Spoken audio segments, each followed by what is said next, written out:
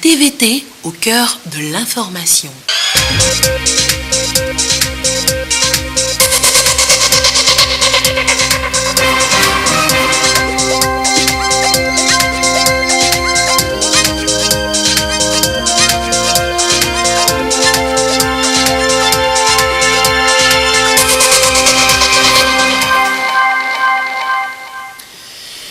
Bonsoir à tous, il est 20h. L'actualité ce soir, c'est à Timbou, dans le 5AC. C'est de là que 61 000 ménages ont reçu de l'argent.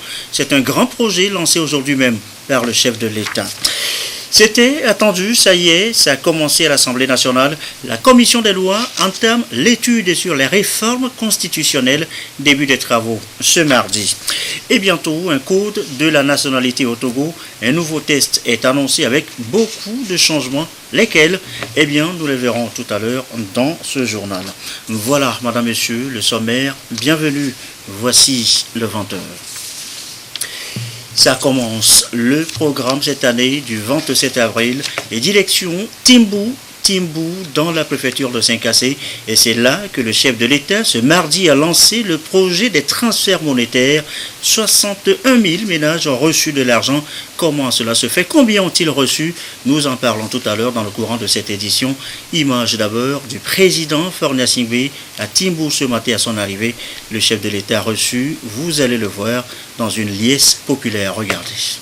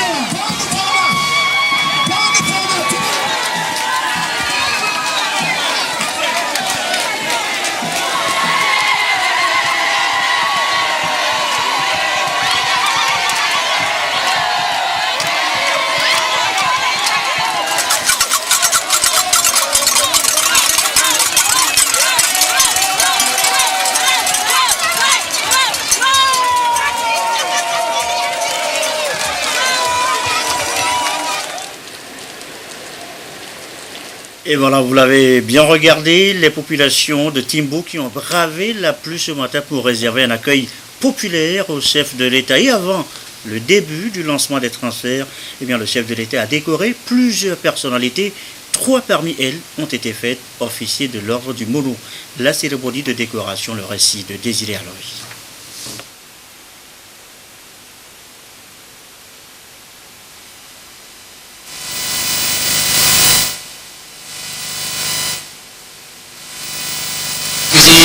Tchédé Issa, en vertu des pouvoirs qui nous sont conférés, nous vous faisons officiers de l'ordre du Mono.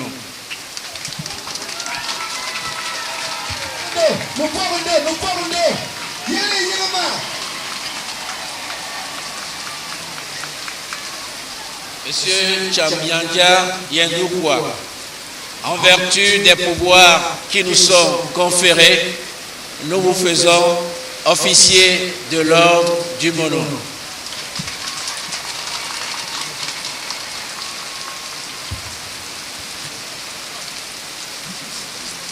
Chef Oudanou Adobli Omoru Salita, en vertu des pouvoirs qui nous sont conférés, nous vous faisons officiers de l'ordre du Mono.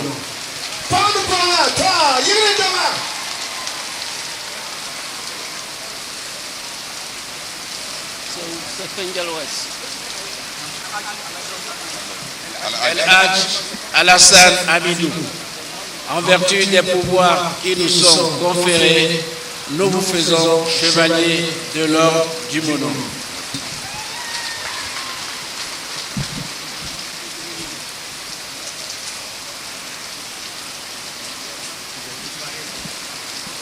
Madame Barnabo Midi Faisouribé, en vertu des pouvoirs qui nous sont conférés, nous vous faisons officiers de l'ordre national du mérite.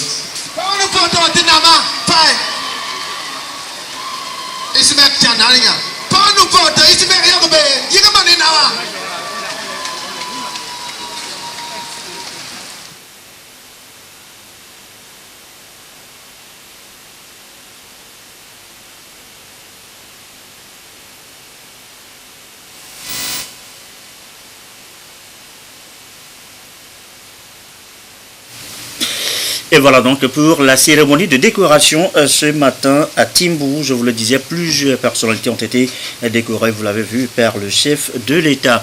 Que dire maintenant des transferts monétaires, de l'argent pour les foyers?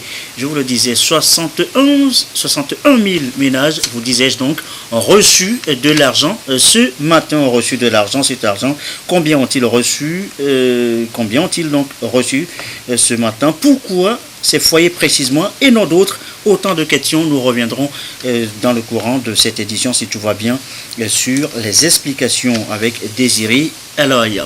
Direction maintenant Cara sur place. L'usine Steel Cube est donc aussi prête pour commencer par fournir aux populations togolaises du béton, du fer à béton. Elle est tenue par des groupes indiens un groupe indien qui a une longue expérience dans le domaine. L'usine a une capacité de production de 3000 tonnes par mois et va employer environ 1000 personnes. C'est donc le chef de l'État qui a inauguré l'usine ce matin. Voici les images de l'arrivée d'abord du président de la République à l'usine Steel Cube.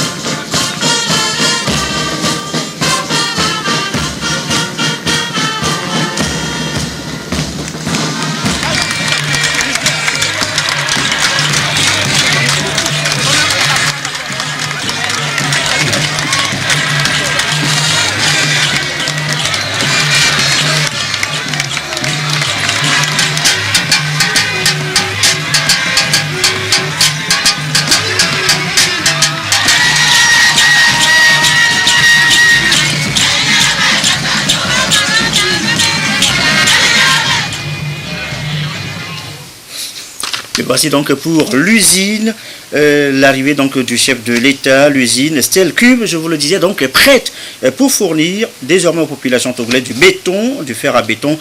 Elle est donc tenue, je vous le disais également, par un groupe d'Indiens qui a une longue expérience dans le domaine. L'usine a une capacité de production de 3000 tonnes par mois et va employer environ 1000 personnes. C'est donc le président, on l'a vu tout à l'heure, le président de la République qui a inauguré cette usine. Nous reviendrons plus en détail sur ce sujet en images. Je vous le disais au début de ce journal, Timbou et les transferts monétaires marquent le début du programme du 27 avril. 59 ans, dans quelques jours, dans la vie du Togo indépendant, deux notions, deux valeurs marquent ce parcours, la paix et le développement. Comment exactement? Les précisions de Augustin Kossi. Que dis-tu de la nuit? La nuit est longue, mais le jour vient. En accédant à la souveraineté internationale le 27 avril 1960, le Togo avait fait de la paix et de la sécurité des leviers pour son développement. Des premières heures de l'indépendance à aujourd'hui, les autorités se sont investies pour la sauvegarde de la paix et de l'intégrité de la nation togolaise. 59 ans d'indépendance, 59 ans de liberté. La paix a été préservée et la sécurité de mise. La paix est liée aux conditions intérieures, mais également aux aspects extérieurs. C'est-à-dire que la paix est liée à son comportement propre, mais également au comportement d'autrui. Relativement au Togo, depuis son accession à la souveraineté internationale, il faut dire que les autorités togolaises ont travaillé énormément pour la sauvegarde et la préservation de la paix. Les autorités, qu'il s'agisse du premier régime, du second régime ou les autres régimes qui sont succédés, ont travaillé énormément pour la sauvegarde de la paix et de la sécurité nationale. Bien entendu, il y a eu des moments où cette quiétude semble être fragilisée, mais des initiatives ont toujours été prises pour renforcer la cohésion nationale et surtout préserver la paix et la sécurité. La conférence de la table ronde qui a été organisée en février 1963, et cette conférence des forces vives avait pour objectif premier la sauvegarde justement de la paix en lien avec la réconciliation politique. Et au sortir de cette conférence, un gouvernement a été formé, mais surtout il a été mis en place en mai qui a suivi la commission de réparation pour réparer les violences qui ont été causées sur les citoyens togolais de 1958 à 1963. Après, la paix a été également fragilisée suite aux mouvements sociopolitiques des années 1990, mais là encore, les autorités togolaises ont tenu bon. Ont tenu bon dans la recherche de la paix, dans la recherche de la sécurité, en lien avec la réconciliation. Après 2005 et les violences qui ont suivi et qui ont fragilisé terriblement le tissu social, les autorités ont mis encore une commission, la CVJR, pour faire le point de toutes les violences politiques de 1958 à 2005. Et aujourd'hui, le HCRON travaille pour l'apaisement, travaille pour la réconciliation, travaille pour la sécurité. La paix est donc préservée. Il y a aussi les mesures sécuritaires et le Togo peut se réjouir d'avoir une armée assez républicaine qui défend les frontières du territoire, mais également les forces de l'ordre et de sécurité à l'intérieur qui veillent sur la sécurité des citoyens. Ces différentes politiques et mesures d'apaisement ont contribué à l'instauration d'un climat de paix et de sécurité au Togo, deux vecteurs de développement du pays. On dira que est-ce qu'on mange la paix? Effectivement, on peut dire qu'on mange la paix puisque il n'y a pas de développement sans la paix. Vous ne pouvez pas vaquer à vos occupations si il n'y a pas la sécurité. Et justement, le fait d'aller revenir, d'aller travailler, d'aller chercher de quoi se nourrir, se vêtir, travailler pour le développement du pays, la paix en est pour quelque chose. aucun investisseur n'acceptera venir investir dans un pays fragilisé. Aujourd'hui, notre aéroport est un aéroport de référence, notre port est un port de référence. Il me semble que, justement, les investisseurs ont accepté d'investir sur notre territoire parce que, véritablement, ils sont rassurés de ce que leur investissement ne volera pas aux éclats parce qu'il y a conflit. Et le fait d'avoir préservé la paix jusqu'ici participe de l'assurance et convainc les investisseurs à venir investir sur place. Le Togo peut donc s'estimer fier puisque jusqu'ici, la paix est préservée et le pays sécurisé. Mais le contexte régional et international appelle à la vigilance relativement à la montée du terrorisme, de l'extrémisme et de l'intolérance. 59 ans d'indépendance, les Togolais sont appelés à une synergie d'action pour faire de la paix et de la sécurité des leviers du développement, de l'acceptation de l'autre et du vivre ensemble. Et voici dans la foulée le reste du programme du 27 avril, programme présenté par Joseph Améda. Programme de la commémoration du 59e anniversaire de l'indépendance du Togo. Mercredi 24 avril, 8h à 9h30. Inauguration du nouveau centre administratif, Lomé, à côté de la nouvelle présidence. 10h à 11h30. Inauguration du nouveau port de pêche, zone industrielle Golfe. 14h à 15h30. Lancement du village du futur. Sipé à Fidegno dans le Yoto. Jeudi 25 avril, 9h à 10h30. Inauguration de l'usine de fabrication de produits plastiques Africa Plastic Technology, Chevier dans le Zio. 11h à 12h30. Inauguration de l'usine de production de jus d'ananas, jus de lys, Batopé dans le Zio. 14h à 15h30. Pose de la première pierre de l'usine de production d'habillement militaire à Detikopé dans Agonivé. 16h à 17h. Lancement du projet Olé. 20h. Apothéose du Festival national des danses traditionnelles FESNAD au Palais des Congrès de Lomé. Vendredi 26 avril, 17h15. Cérémonie de décoration à la place de l'Indépendance. 18h. Ranimation de la flamme de l'Indépendance. 18h30. Retraite au flambeau. Samedi 27 avril. 5h30, 21 coups de salve. 7h, mise en place des populations à la place de défilé. 7h30, mise en place terminée des autorités administratives, politiques, militaires, religieuses, traditionnelles et des autres invités. 7h40, arrivée de son Excellence Madame la Présidente de l'Assemblée nationale. 7h45, arrivée de son Excellence Monsieur le Premier ministre. 8h, arrivée de son Excellence Monsieur le Président de la République. 8h30, défilé militaire et civil. 11h, fin du défilé et départ de son Excellence Monsieur le Président de la République. 12h, cocktail. 14h, réjouissance dans les quartiers. 20h, méga concert à Lomé et dans les différents chefs-lieux des régions. Dimanche 28 avril, 6h30, course populaire. 15h, finale, Coupe de l'Indépendance.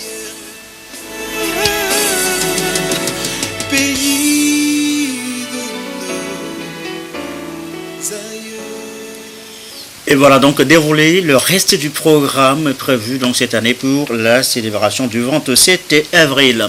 Il est 20h21. Direction maintenant l'Assemblée nationale, je vous l'annonçais aussi en titre, c'était attendu, ça a commencé là aussi le travail sur les réformes constitutionnelles. La commission des lois a entamé l'étude du texte, le début des travaux, les précisions de Pierre Sessoupon. Le sujet est classé en bonne place des priorités de l'agenda de la 6e législature, les réformes constitutionnelles et institutionnelles. Une semaine après l'installation officielle des commissions parlementaires, vite la commission des lois au travail. Sur sa table, le projet de réforme constitutionnelle introduit par le gouvernement sur l'initiative du chef de l'État.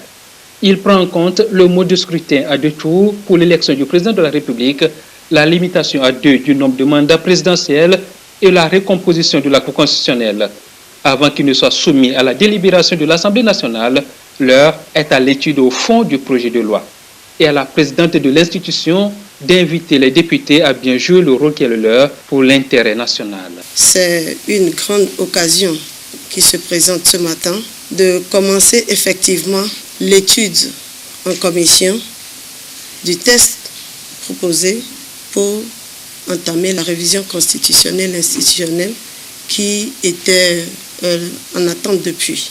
Pour nous, c'est en même temps une opportunité puisque tout le monde sait que ce texte, il y a eu plusieurs occasions qui se sont présentées pour le finaliser, mais cela n'a jamais été le cas. Et si par la grâce de Dieu, il se fait que c'est par nous que ce débat sur les révisions constitutionnelles et institutionnelles peut trouver une issue heureuse, je pense que ce sera à notre honneur. Donc c'est pour cela que j'ajoute ma voix à celle du président de la commission pour nous inviter à la tolérance et, comme quelqu'un l'a dit, puissent tous les hommes se souvenir qu'ils sont frères et en le faisant, que nous puissions nous ménager les uns les autres et avoir aussi en l'idée l'intérêt national. C'est ce qu'il faut pour que tous les Togolais et toutes les Togolaises puissent se sentir heureux dans notre pays. Alors, qu'est-ce que nous pouvons faire? C'est de nous inviter à nous mettre ensemble pour accomplir cette tâche pour notre nation, notre cher pays, le Togo. La démarche s'inscrit dans la droite ligne des recommandations et décisions des chefs d'État et de gouvernement de la CEDEAO sur le Togo lors de la 53e conférence de l'organisation. Elle invitait le gouvernement togolais et les acteurs politiques à œuvrer en vue de l'adoption des réformes. Nous devons essayer de privilégier les moments de concorde et oublier ce qui a pu constituer des sujets de discorde, de division et d'antagonisme. L'essentiel est que pour notre part, en tant que gouvernement, à l'écoute de la population, le président a veillé à ce que nous puissions aller vers un projet de texte qui puisse recueillir l'assentiment de la grande majorité de la population, parce que l'unanimité est certainement difficile à avoir en politique. Donc, les sujets qui ont été abordés au cours du dialogue avec l'accompagnement des présidents ghanéens et guinéens, ensuite avec un expert qui a été désigné par la commission de la CEDEAO, donc non pas pour se substituer aux Togolais, mais pour les accompagner, les éclairer dans leurs propres réflexions, a permis de préparer un projet de texte. Et c'est dans ces conditions que nous avons pu organiser les élections. Je voudrais simplement rappeler que nous devons avoir à l'esprit le sommet de la CEDEAO du 31 juillet 2018 à Lomé, et qu'au cours de ce sommet, il y avait essentiellement, si je mets de côté la question des mesures d'apaisement et de confiance, il y avait essentiellement 2 sujets majeurs: les réformes constitutionnelles et institutionnelles, avec des indications précises sur les points qui devaient faire l'objet de ces réformes constitutionnelles, et l'organisation des élections législatives le 20 décembre 2018, dont vous êtes aujourd'hui l'émanation. Et donc, le travail, les réflexions qui ont été menés par le gouvernement se sont inscrits scrupuleusement dans la lettre et l'esprit de la décision des chefs d'État et de gouvernement de la CEDEAO en date du 31 juillet. Et nous nous sommes assurés que l'accompagnement qui pouvait être obtenu de la commission de la CEDEAO, qui a mis à notre disposition à la fois un expert constitutionnaliste, mais également des experts électoraux, puisse nous aider à avancer. La volonté affirmée du gouvernement est constante sur l'aboutissement de ce processus. Et il me semble qu'il est fondamental de rappeler l'historique du test, le contexte dans lequel aujourd'hui nous menons ces travaux ensemble avec vous, et de sorte que nous tous nous puissions avoir la même vision et la même compréhension. Il est important de rappeler les trois dimensions de ce contexte qui sont d'abord le dialogue politique, le processus électoral et ensuite les réformes. Après l'étape de commission, le projet devra être soumis aux députés pour une adoption à une majorité de 4/5. Au cas échéant, un référendum sera envisagé conformément aux dispositions de la Constitution en vigueur. Et les travaux se poursuivent demain à l'Assemblée nationale. Et ce sera la 3e séance plénière de la première session ordinaire de l'année. Travaux demain et début des travaux 9h. C'est ce qu'indique ce communiqué de la présidence de l'Assemblée nationale. Bientôt un nouveau code de la nationalité togolaise. Il va remplacer l'ancien, vieux maintenant, de plus de 40 ans. Les choses ont évolué. Les changements des changements sont donc annoncés. Prenons-y souffle. Les femmes togolaises pourront bientôt transmettre leur nationalité à leur mari étranger. C'est l'une des innovations introduites dans l'avant-projet de loi portant Code de la nationalité au Togo. Après plus de 4 décennies, la révision de l'ancien test s'impose en prenant en compte les dispositions prévues par le nouveau Code des personnes et de la famille et du Code de l'enfant. Ce qui va changer fondamentalement, c'est que le principe d'égalité entre l'homme et la femme, consacré par la Constitution de 1992, sera intégré au Code de la nationalité. Ce qui pourra permettre aux femmes togolaises de transmettre leur nationalité à leur mari étranger.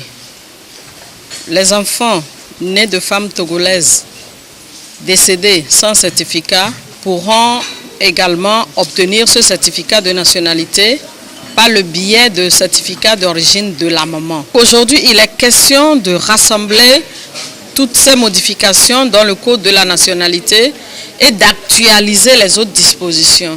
Au-delà de la promotion de l'équité genre, ce processus de réforme du Code de la nationalité prévoit des mesures pour lutter contre l'apatridie. Le HCR, Haut Commissariat des Nations Unies pour les réfugiés, s'inscrit également dans cette dynamique avec sa campagne d'éradication de l'apatridie d'ici à 2024. L'organisation onusienne réaffirme son engagement à accompagner le Togo dans cette démarche. Nous sommes engagés aux côtés du gouvernement à apporter un appui sur le plan technique et financier pour que le Togo, conformément aux standards internationaux, puisse se conformer à tout ce qui pourrait éradiquer la discrimination au sein de la nationalité. Nous espérons que ce processus va aboutir avant l'événement de haut niveau sur l'apatridie qui va se tenir le 7 octobre dans le cadre de l'ESCOM 2019. Pour le garde des Sceaux, ministre de la Justice, cette réforme devra favoriser non seulement l'équité genre, mais également permettre au Togo de répondre aux normes internationales en matière d'apatridie. La nécessité de cette réforme s'impose dans la mesure où quelques dispositions du Code des personnes et de la famille et du Code de l'enfant ont révolutionné la nationalité. Même si la Constitution de 1992 a commencé ce travail, il fallait que tout cela soit traduit dans la loi spécifique ou spéciale qui est la loi portant code de la nationalité, ce qui n'a pas été fait jusqu'à présent. C'est pourquoi il était important que cette réforme advienne. Ces acteurs des services de la nationalité, de la sécurité, de l'administration territoriale ont donc une mission bien claire. Relire puis amender les textes qui seront soumis au Conseil des ministres pour adoption. L'actualité, c'est aussi l'arrivée ce mardi à Lomé de la directrice régionale OMS Zone Afrique, une visite de 5 jours. L'objectif du séjour, Robert Potobi avec Ekwesala. Sur ces 5 dernières années, le Togo a opéré d'énormes réformes en matière de santé publique. De la contractualisation des hôpitaux en 2017 pour optimiser la mobilisation et gérer les ressources disponibles et de la mise en place des mécanismes d'assurance maladie, le gouvernement togolais a su répondre aux attentes des patients et de la population en général. Des progrès réalisés qui suscitent l'admiration de la directrice régionale de l'OMS pour l'Afrique en visite au Togo. Le pays a fait beaucoup de progrès. La mortalité maternelle est diminuée, et le même pour la mortalité des enfants. Le pays a aussi été confirmé d'avoir éradiqué quelques maladies tropicales négligées. Et nous avons pu féliciter le pays pour ça. Et nous savons que le gouvernement est engagé pour aller vers la couverture sanitaire universelle. Je pense que j'étais informé qu'il y a quelques expériences intéressantes que le Togo est en train de mettre en place pour améliorer l'accès aux soins pour la population, pour décentraliser le système de santé du pays. Donc je suis très intéressé à étudier ça, à voir ce que fait le pays et surtout à exprimer au gouvernement et aux partenaires aussi l'engagement de l'OMS pour accompagner ce que fait le Togo, le gouvernement togolais pour améliorer la santé de la population.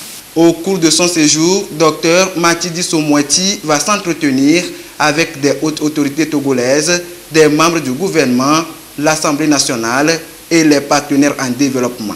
Elle effectuera aussi des visites de terrain à l'École nationale de formation des auxiliaires médicaux et au centre hospitalier régional d'Atakwame. Le Togo décidé à mieux contrôler, mieux réduire les dangers liés aux produits pétroliers, les hydrocarbures en général, ça pollue, vous le savez, l'environnement. Que faire? Un projet a été lancé ce mardi par le gouvernement. Ramdan Bassina pour les précisions. Les hydrofluorocarbones se retrouvent dans des pesticides, le conditionnement de l'air, les additifs chimiques. Leur caractère utilitaire cache leurs effets négatifs sur la santé et l'environnement.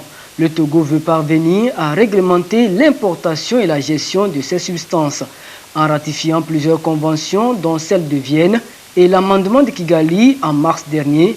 Le Togo donne ainsi un signal fort de son engagement à protéger son environnement, d'où le lancement de ce projet. Au rang des produits ciblés dans la famille des HFC, nous avons les réfrigérants. Nous avons le R410A qu'on utilise dans la climatisation. Nous avons le 404C qu'on utilise également dans la climatisation des bâtiments. Nous avons le R134A qui est utilisé dans la climatisation des véhicules. La communauté internationale a jugé utile de mettre en place un cadre pour gérer l'importation et nous allons suivre pas à pas l'importation de ces substances-là, la destinée de ces substances-là et aussi au finish la manipulation de ces substances. Nous encadrons également ceux qui manipulent souvent ces substances, c'est-à-dire les techniciens de froid, nous les encadrons. Donc nous allons également les sensibiliser. Les conséquences du dérèglement climatique n'épargnent pas le Togo et ce nouvel outil vient conforter les autres déjà existants en vue de la réduction progressive et continue des hydrofluorocarbones. Le ministère de l'Environnement peut ainsi compter sur ses partenaires, dont le PNUD, ONU Environnement et l'Organisation des Nations Unies pour le développement industriel ONUDI pour l'atteinte de cet objectif. Ce que Dans le reste de l'actualité, le livre célébrera aujourd'hui, le droit d'auteur aussi. À l'occasion, l'association des écrivains du Togo est allée parler du livre aux élèves du lycée d'Adétikopé, ce qu'il faut retenir des échanges. Écoutez ça là. Parmi ces jeunes élèves du lycée d'Adétikopé, des potentiels futurs écrivains.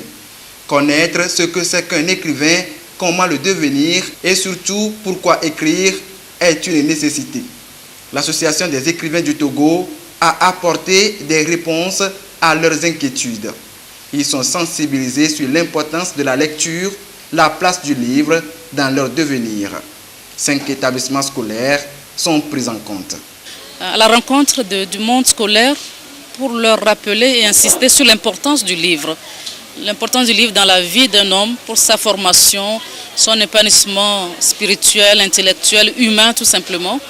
Et tout en montrant l'importance du livre et essayer de susciter le goût de la lecture chez les jeunes et permettre cette rencontre auteur-élève, donc leur faire connaître davantage les écrivains du Togo, faire la promotion de la littérature togolaise et célébrer ensemble avec eux tous les écrivains du monde entier. Ces échanges s'inscrivent dans le contexte de la célébration de la Journée internationale du livre et du droit d'auteur initiée par l'UNESCO en 1995.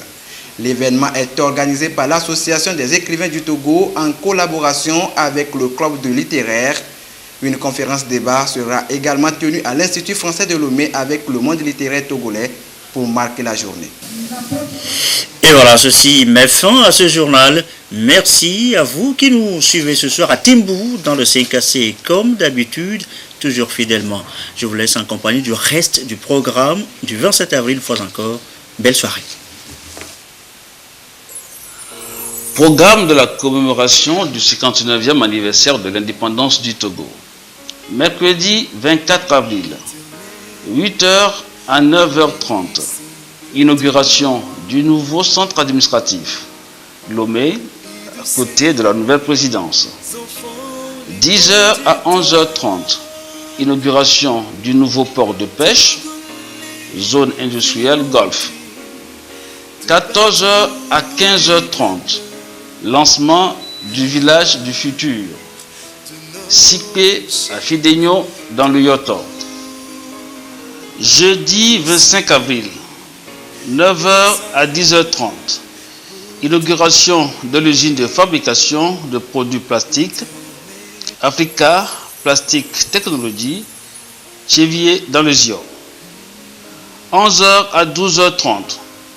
Inauguration de l'usine de production de jus d'ananas, jus de lys, Batopé dans le Zio.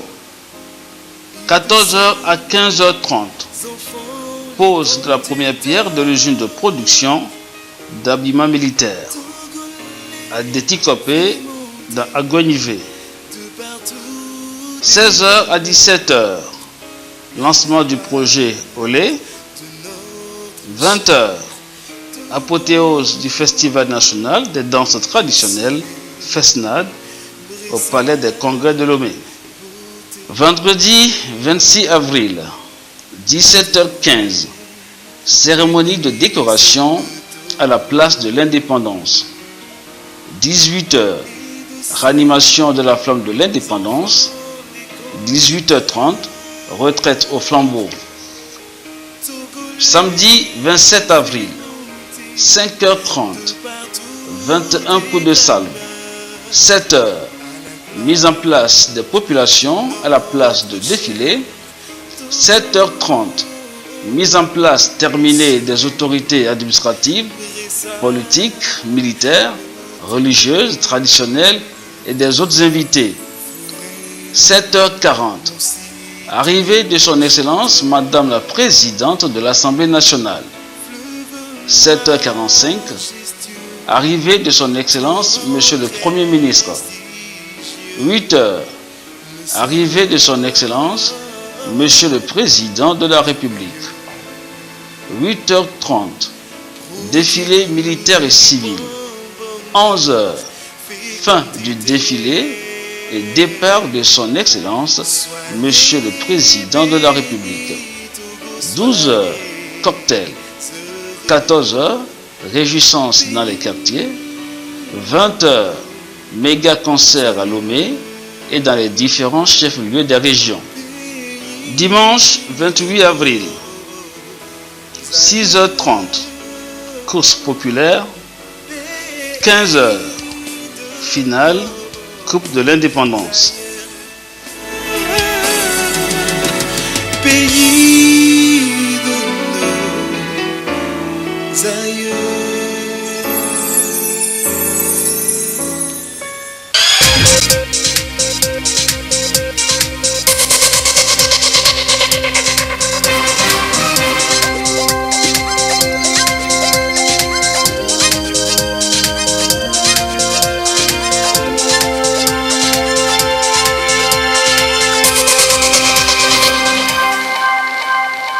Plan national de développement